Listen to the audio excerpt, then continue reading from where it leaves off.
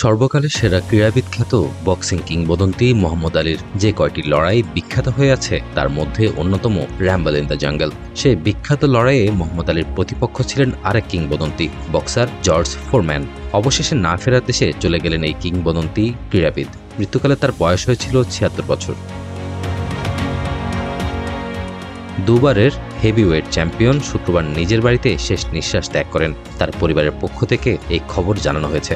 ইনস্টাগ্রামে পরিবারের পক্ষ থেকে লেখা হয়, অত্যন্ত দুঃখের সঙ্গে জানাচ্ছি আমাদের প্রিয় জর্জ ফোরম্যান মৃত্যুবরণ করেছেন। ২১ মার্চ তিনি মৃত্যুবরণ করেন।